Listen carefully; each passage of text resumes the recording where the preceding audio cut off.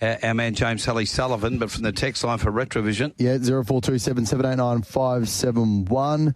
Different levels of pain when Penny Black is drilling at the moment. That is on the Retrovision text line from Hayden.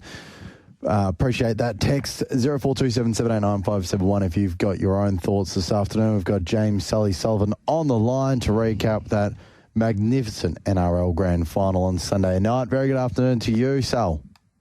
Hello, Seb. Hello, Marty. Oh, Sal. How are we, lads? What a final that was. That had to be one of the best, wasn't it? The amount of speed and pace and the ball up and down the pitch, it was amazing.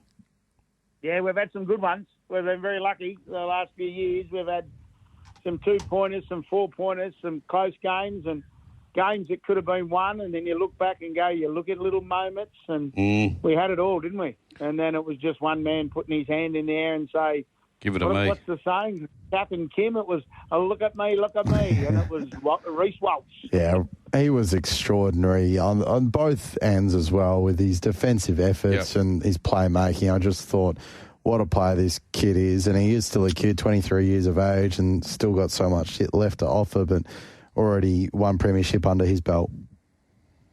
And the point you talk about is defence. In the 42nd minute and 53 seconds, Big Tui Kamaka wins the game for the Melbourne Storm. If he gets through. 10, lads. Yeah. It's 22. No, turning moment. 22-12. Yep. 22-12. Tui scores. Yes. 28-12. The Storm win by how many? Yeah, it was the turning point of the match.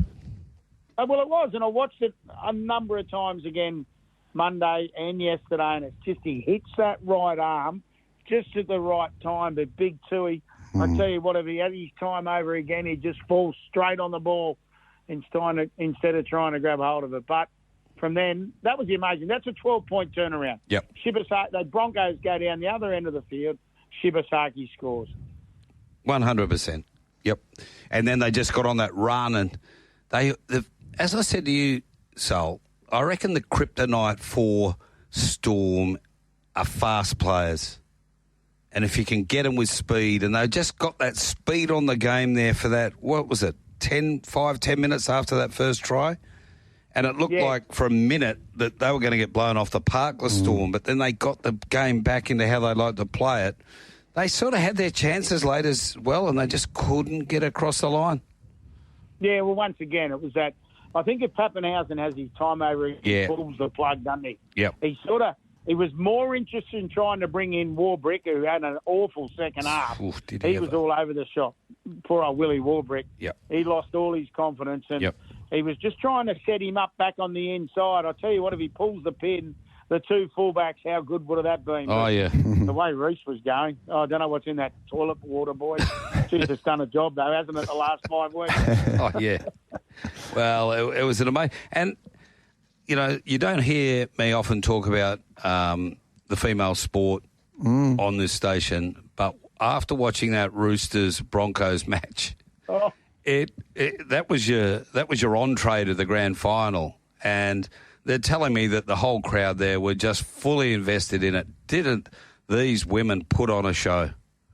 Oh, wasn't it car crash carnage at the end of the game? Man. The head knocks and, you know, it was amazing. Even that disallowed try for the Broncos early, the Roosters early, where the head clash happened. No, it was the Broncos. The head clash went back and, oh, mate, it was a brutal game. You know what, I watched that try again today, a Fungus try with not long to go, and I'm still thinking, does she touch the ground? Yeah, I would have loved to see an extra time in that game. Yeah, you could go through a lot of angles, and one angle you think it doesn't. There's one you think it may just have. There was no one was going to stop it. No. No, that's the amazing thing, and as you said, the Roosters have been undefeated for 18 games. Yeah. 2 premierships in a row, is that correct? Down 12. What's that? 2 premierships in a row, but they were shooting for the 3-peat? Yeah. That's right. Now the Broncos have won 4. So they've really dominated, haven't they? So the big thing is, you know, and when they were down 12-0, and all of a sudden it was 18-12, I thought, here we go. Yep. The Roosters, but as you're right, it set the entree up beautifully after the earlier game. So, you know, the national championship, the Warriors were too strong. for the Burleigh Bears. What sort of a fortnight have the Queenslanders had? AFL, NRL, NRLW. Thank you very much. Yeah, throw a State of Origin in there as well, if you like. Yeah, okay, that can go in there as well. Yeah, butter us up. Oh, mate, they haven't shut up. Trust me. I heard a good one today, boys, and we can have a bit of fun. And I've said this to a couple of Queensland of my mates. I said, listen here, you blokes, just because you got a head on there like a spark plug doesn't mean you're a champion. So, yeah.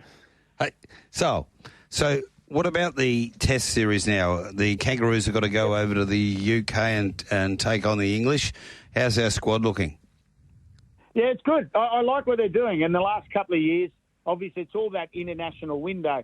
The Super League Grand Final's on this weekend. Hull KR playing Wigan. And then the last couple of years, Tonga and Samoa have gone over.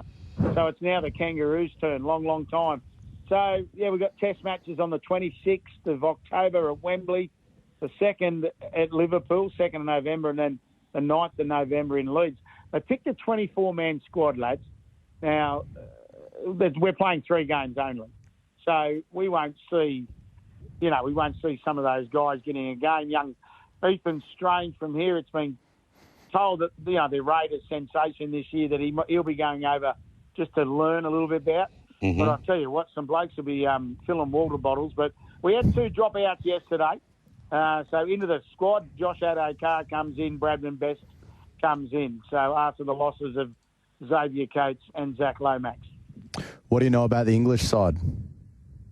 Yeah, they'll be pretty handy. Farnworth will be there, no doubt. He's a big one that we know. As I said, they're still playing. So I think it's good that their grand final bounces a week after ours. So obviously we're going to have players in form and ready to go. They've been good the last couple of years, England. Australia, with all these changes, of course, Payne Haas has pulled out and he's playing for Samoa. So there's a loss there, but it gives somebody else an opportunity. And I think what we're going to see, guys, since now with this, the advocate of the Pacific Championships, yep. And now we're going to see more blokes picking, heritage a little bit more. You're born in Australia, but you got the option of playing for Tonga, New Zealand or Samoa. Well, we're going to see that little bit more of it. So it gives other blokes an option to play for the Australian side. So how about the Pacific Championships? When do they get underway?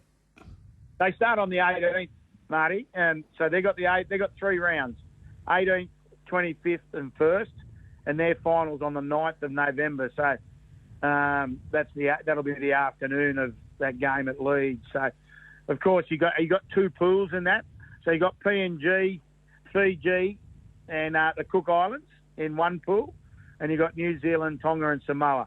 So they don't run into each other, but they'll all play each other. And then the women's is, of course, the same sort of scenario, but the Australian Gillaroos are in that competition.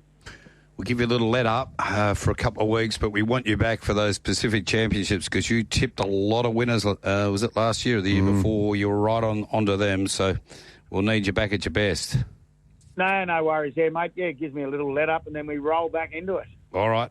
Concentrate on the 4-legged gallopers. That's your go now. We'll converse by text. Thanks for coming on this afternoon. No worries, boys. Stay safe.